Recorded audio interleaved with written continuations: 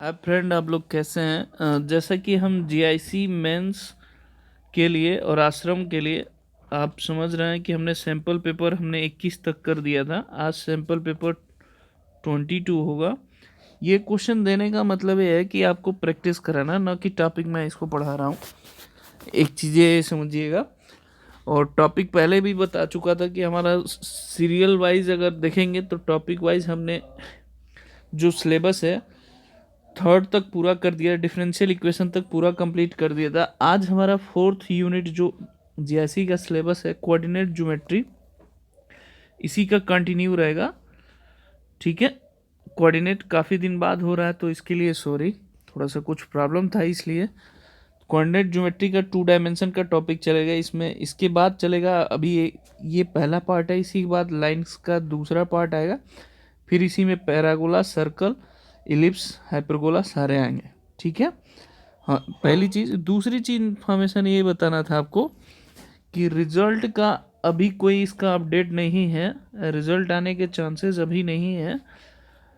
और तीसरी चीज़, मेंस इसका पोस्टपोन्ड होगा, ये आप सभी लोग समझ जाओ। जैसे अब देखिए, पहला सैंपल पेपर हम ये मैंने बताया है, कर कि find the equation of line passes through the point 3 minus 2 making the angle 60 degree and positive direction of y। तो स्ट्रेट लाइन का डिफिनीशन आपको पता होना चाहिए। y minus y one equal to slope x minus x one होता है। ये आपने स्क्रीनशॉट ले लिया होगा आई थिंक। ये पहला पार्ट है जो हमने डिस्कशन करना है और आपको एक करके सेंड करना है। तो इसमें से प्रैक्टिस, ये क्वेश्चन देने का मतलब ये है कि आप प्रैक्टिस करके भेज सकते हो। मैं चेक करके बता दूंगा कि आप सही कर रहे हैं कि गलत कर रहे हैं। ये क्लियर है? आगे बढ़ते हैं।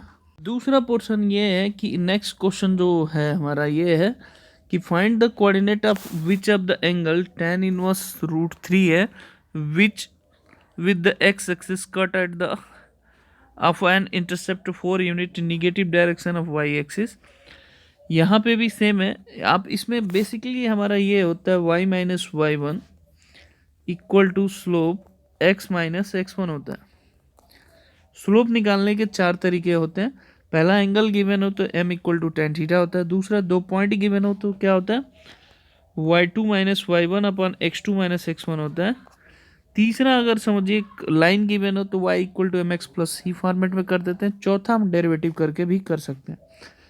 ठीक है, डेरिवेटिव है तो आप यहाँ पे कर सकते हैं इजीली, कोई प्रॉब्लम नहीं होगा। कुछ लोग पॉइंट से भी कर सकते हैं, डेरिवेटिव से भी कर सकते हैं। आगे बढ़ते हैं। देखिए, छोटे से बड़े क्वेश्चन की तरफ जाया जाता है क्योंकि छोटे पार्ट भी हैं। नेक्स्ट ये है कि find the equation of the line parallel to the x axis having the intercept 2 unit on the y axis. इससे भी निकाला जा सकता है। Find the equation of line, यहाँ कर draw the line x equal to minus three, x equal to two, y equal to minus two, y equal to three. Find the coordinate of vertices of the square form में हुआ था, इसको निकाल सकते हैं। Find the equation of, हाँ जिसको नहीं समझ में आएगा, जीआईसी की हम क्लास लेते हैं उसमें सारा डिस्कशन कर रहे हैं, तो उसमें ज़्यादा लोग ने ये उसमें डिफरेंशियल इक्वेशन तक हमने करा दिया। तो जिसको ज्वाइन करना है कर सकता है, आपकी इच्छा है, ऐसा कुछ बाउंडेशन नहीं है आप करना। उसमें फ़ी रखा गया 1000 पर मंथ। आगे बढ़ते हैं। नेक्स्ट यहाँ देखिए कि यहाँ पे कह रहा है कि find the following the equation of become the when the origin shifted y. ये मोस्ट इंपॉर्टेंट है, इसके आने के चांसेस ज़्यादा हैं, तो ये ध्यान रखिएगा। ये क्वेश्चन और नीचे वाला, ये सारे मतलब ये जो भी स्क्रीन पे लगा रखा है हमने, जो भी आप क्वेश्चन देख रहे हैं, ये सारे इंपॉर्टेंट क्वेश्चन हैं। इसको प्रैक्टिस कई बार करिएगा। Shifted from the origin normally NCERT से जो लोग पढ़ते होंगे उनके लिए दिक्कत होगा क्योंकि ये एनसीईआरटी में सिलेबस में नहीं है। आगे बढ़ते हैं। तो ये पूरा क्वेश्चन है कंप्लीट, मैंने दिखा दिया है यहाँ पे। X square minus 12x plus 4, यहाँ तक देखिएगा। करके find the point which of the origin should be shifted after the translation from the axis to the, ये देख लीजिएगा, इसका निकालना है। ये ऑब्जेक्टिव टाइप क्वेश्चन में भी आते हैं, तो पूरा आप करके कल इवनिंग तक सेंड करिएगा। कंटिन्यूस रहेगा, बीच में थोड़ा ब्रेक हो गया तो कुछ प्रॉब्लम की वजह से। नेक्स्ट वीडियो इसके आगे जो टॉपिक है स्ट्रेट लाइन का ही रहेगा, उसके बाद सर्कल का आएगा। ठीक है, ओके, धन्यवाद, जय हिंद।